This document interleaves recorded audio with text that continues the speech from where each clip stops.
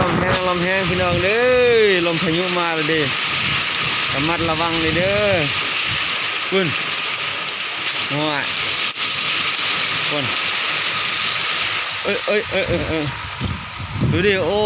ยบุญต้นทุเรียนบุญฝนแรงพี่น้องความฝนมันแรงโอ้โหลมพายุดูดิ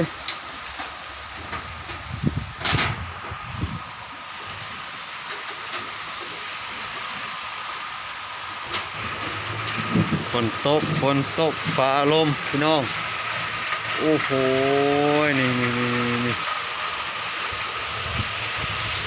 ดูต้นทุเรียนลมนี่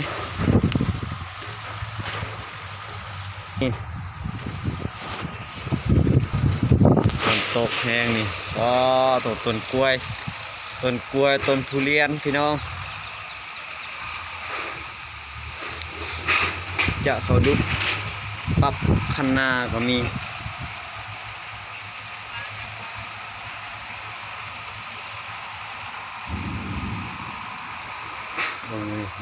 นี่ลมพายุนี่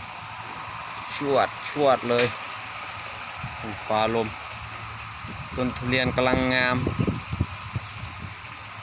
ลมมาเมื่อนี้เกียบโอ้ยเอาแต่เลยเด้อฝนแต่มันฝนก็บ่มีแห้งแต่มีแต่ลมนี่นะลมแห้ง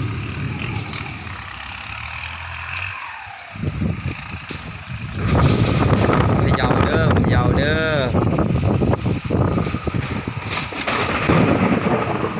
เบิ่งเสียงฟ้าห้องปั๊มแต่เราปิดหมดการบินแล้ว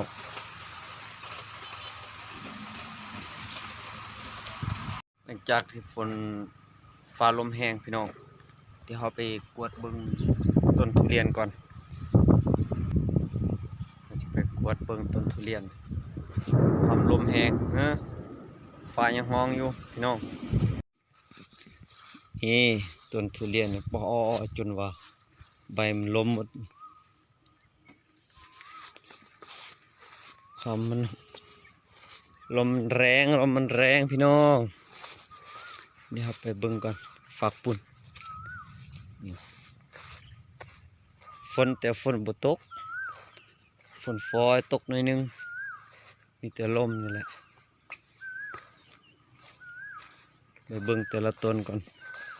ว่ามันเป็นจะไดเบิ่งส่วนพักเลย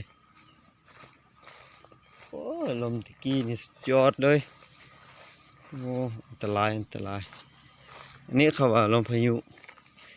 เบิ่งนี่ใบมันนี่ปีนไปปีนมาหมด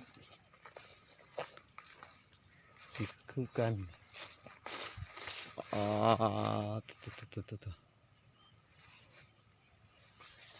เบิ่งส่วนผักนี่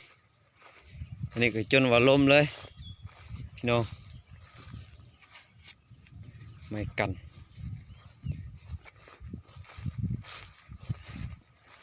เป็นไปเบิ่งทางนี้ก่อนเป็นจะได้